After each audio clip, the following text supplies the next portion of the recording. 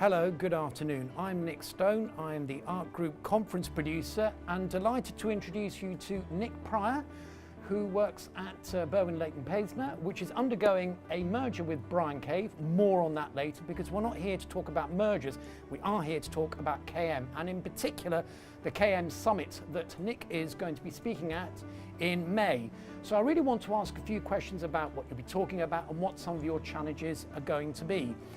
The first question I do have to you is to name some of the key challenges that you see in the delivery of KM in the world of legal, Nick. What do you think those challenges are? So one of the big challenges that we found is making sure that the KM is very much more externally focused, and that KM is not a purely internal discipline, but actually we're trying to find new ways in leveraging the strength of our primary asset, which is our knowledge and our people, and KM plays a key role in that, and thinking about new ways of productizing and packaging that. So the challenge is making sure that we are fully leveraging that asset and making the most of all the different tools that are at our disposal in order to make that possible. And now I'm thinking about technology, and of course technology is one part of a triangle, the other two sides being people and process. What do you think the challenges are in bringing together those three sides to deliver the ideal KM product to your legal clients?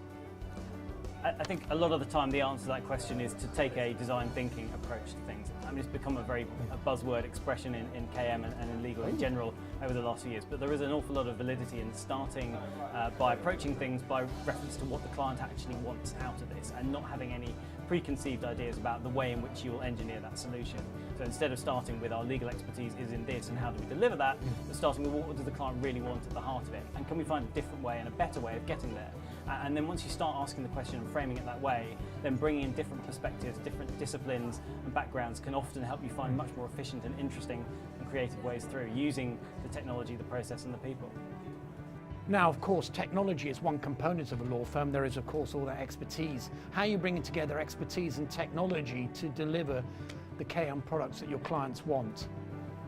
Well, a lot of different firms are finding their own different way to get there. Some are taking recovering lawyers like myself and moving them into a hybrid legal and technology role. Others are coming from the other side of things and bring technologists into law firms.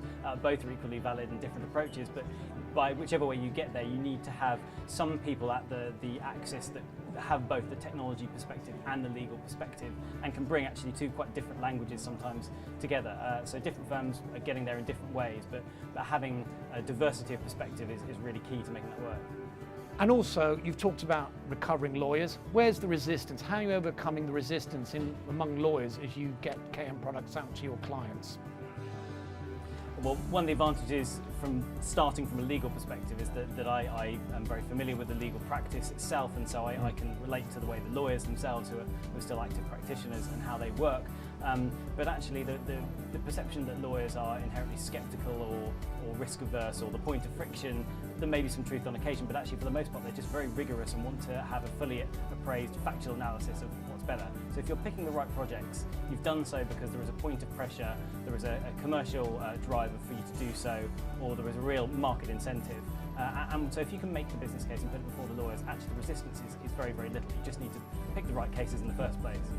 Nick, thanks so much for your time this afternoon. You're going to be seeing Nick Pryor again at the KM Summit on the 15th and 16th of May. You'll see me there as well, but it's Nick's expertise and time that I want to thank this afternoon. Thank you, Nick. Thanks.